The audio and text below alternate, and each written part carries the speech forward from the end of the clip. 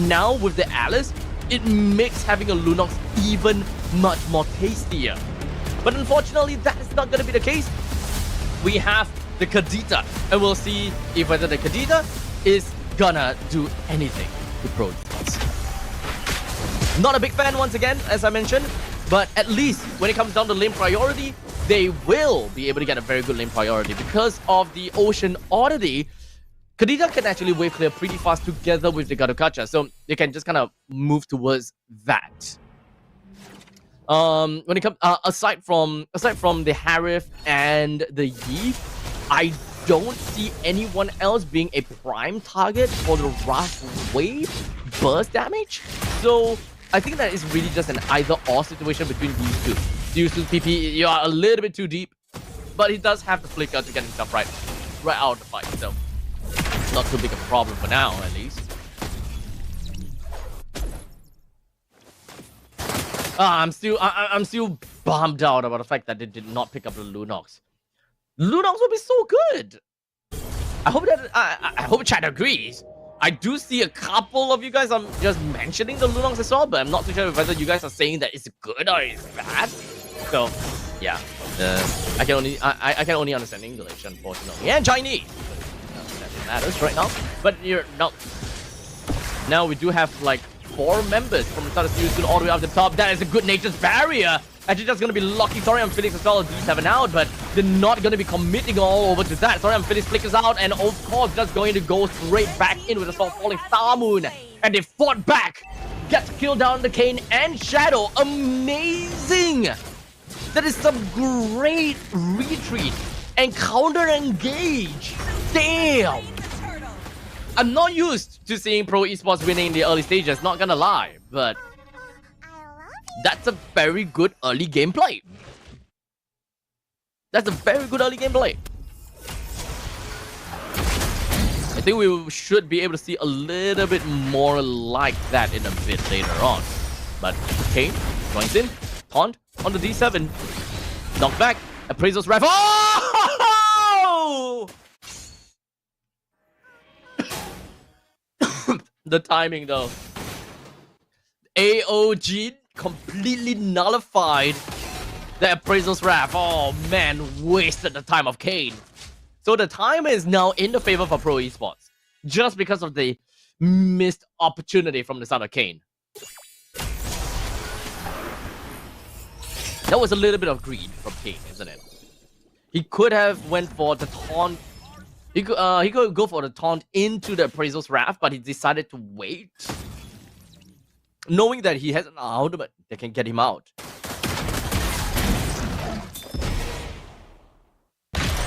We are sooner.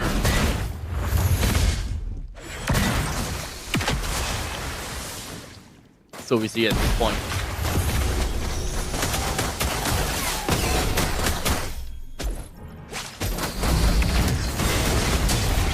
Oh my god, Colton! He's gonna be in the top spot, but it doesn't seem like he will be taken down just yet. The Rough Waves down quite a bit over to the side of PBS. Sa joined in the fray. Kozen helped out, but Azu is the one that picked up the double kill. Zora and Felix holding the front lines. That's exactly what I would want out of the Esmeralda.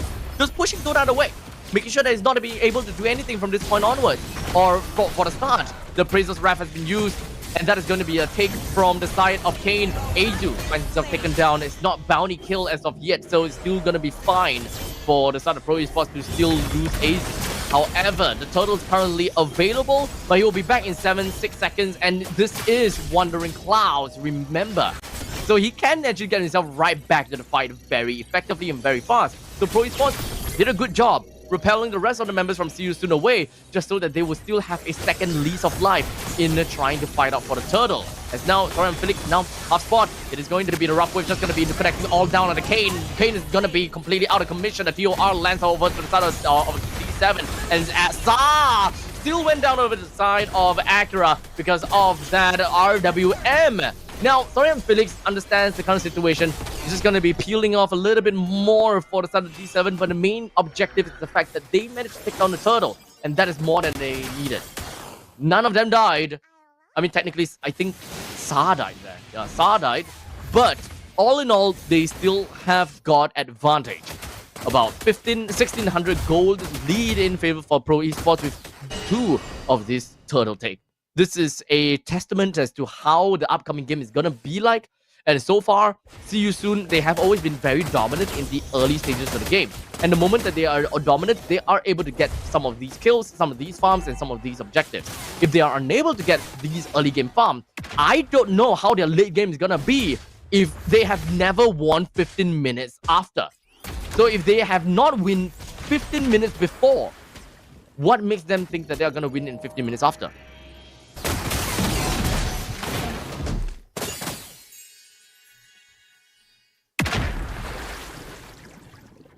Miracles needs to be made here.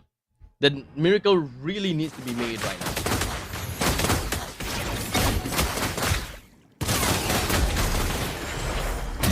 As of this point in time, we've got a very strong and a very heavy wave down in the bottom lane, and there we go. It's just gonna be a crash down coming from the side of Pro Esports right in the face of Kane. As such, it's gonna be more members that's just gonna be taking the L. Sorry, Phoenix a little bit far ahead, but it's not possibly gonna go down that easily. Okay, never mind. He is gonna go down. Oh, wait on a second. Oh, wait. Oh, okay, he's still dead. He's still dead. So there's 2 men down from the side of Pro Esports for now. 2 for 1. Not exactly a very good trade. Pause 4 for a pause 3 for a pause 2. Kind of weird, but UR lands on the Azu. Oh, damn, that's a very good slide, allowing him to get right out of dodge and just nullifying that knockup coming from the side of Tectonic Charge. Red team has slain the turtle. Kane finally picks up the turtle for himself. He's currently at level 8, a full 3 levels behind of Azu. But a good zoning from the side of See You Soon allows them to pick up some of these pieces. Goran Phoenix right in the face. Kozen hopefully will be able to get a little bit more farm, but he wants to be very sure that he would not be jumped. So I respect that kind of discipline from side of Kozen. So far, Kozen has been playing a very good gold lane plays. I think that Kozen is just kind of scary. He's just an untouchable marksman at this point in time.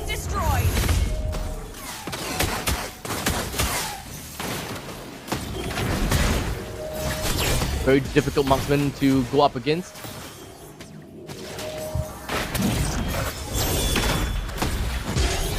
Immobilized. It's not gonna do too much. Well, 8 minutes into this game, Pro Esports, at this rate that they're going, they have already taken down all of the tier 1 turrets. And all they could possibly do right now is possibly just wait for the Lord, because this is a very teamfight-oriented composition. They do have pickoff coming in from the Kadita though, so don't get me wrong. They still can play pickoff as long as Kadita catches someone. It does have Petrify though, so as long as the Lord timer reaches maybe about under 20 seconds, generally Sa would want to seek out for where Kane is, just so that they can guarantee themselves the Lord take. But there is also another direction that they can go, because this is currently a level 13 Azu, right? Level 13 is that's 3 levels ahead of Kane. They don't need to particularly waste that rough wave just to give a guaranteed chance of Lord take, because they already have a heightened amount of chance. In fact, this is probably like 80% chance that the Lord goes over the side of Pro Esports, just because of the fact that Kane does not have the level to actually go toe-to-toe against Azu. So look out for other opportunities. Look out for some other kills. Might be the name of the game for the side of Sa. Red team turret has been destroyed. So it does not have Flicker. It does have Petrify. Can look to pull the members from See You Soon to get closer over to the Lord. And once they have found the opportunity, just snipe Donut, or maybe just snipe Acura.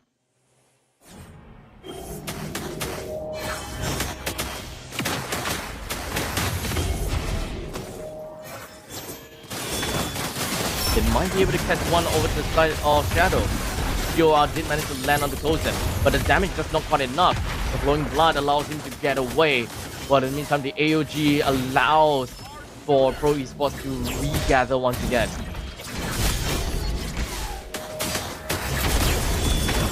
The Kane immobilized. and taking quite a bit of damage with quite a bit of that grey health. Rough Waves has already been used, and that is just going to be go time for the side of Akra because there's no more Rough Waves. As such, even when it comes down to Katakata, he will be taken down. See you soon. They're fighting back nicely, and they are looking for the right timing as well. As such, Donut picks up the kill over to the side of, Felix. Very good timing from the side of See You Soon. Patient, waiting for the Rough Waves.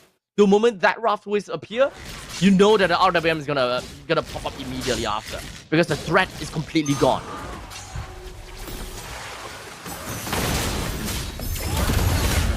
Azu at level 15. This 50-50 will go over to Azu if he dashes in and try to go for the steal.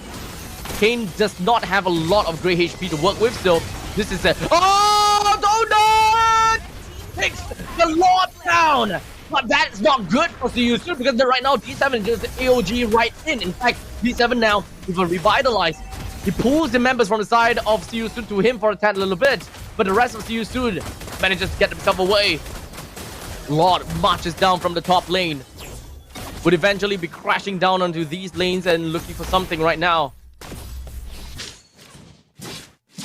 But it's not gonna help CU2 win the game at all.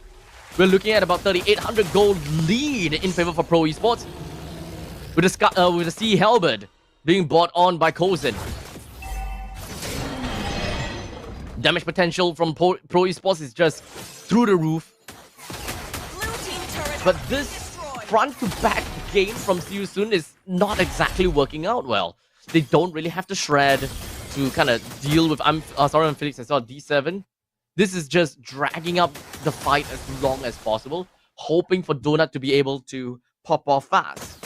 But the moment that Pro Esports is able to stagger these damage dealt by Donut, then the game is more or less going to be over because Donut just does not have enough damage to spread it across everyone else.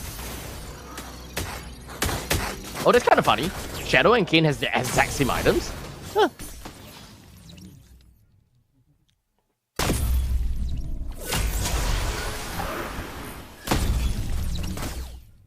None of these teams have gotten a free base on the opponent's side just yet. So we don't have any lane, natural lane control as of yet. But it does seem as though we do have a little bit of a slow push down to the bottom lane, while in the meantime, Frozen picks up a kill down with Kane right here in the middle lane. AOT is going to happen, but we don't have a taunt as of yet. D7 don't have the taunt, he's not taunting Akra as of yet just now. But now we got a little bit more, as now Donut pops down when it comes down to Zaman Force. He's not going to be stopped just yet until now, as Azu finally dealt something over to the side of Donut, while Felix just going to be racking up and stealing all those shields away over from Donut. Exactly the kind of outcome I would expect from the side of Pro Esports, with a complete wipeout to the side of CU soon. Kane, he will be coming back out in right about now, but he's not going to be able to defend as well. He needs someone else to come in and help in order to do something. So the Polystorm was not going to land. As such, this is going to be the win of Pro Esports, a 3-1 victory. As such, the play-in is over for CU soon. The play-in is over for Pro Esports, as Pro Esports now move on over to the playoffs, and they will stand to meet the other playoff teams. Commiserations over to CU soon, as they have met the end of their journey here at MPL Cambodia Season 9.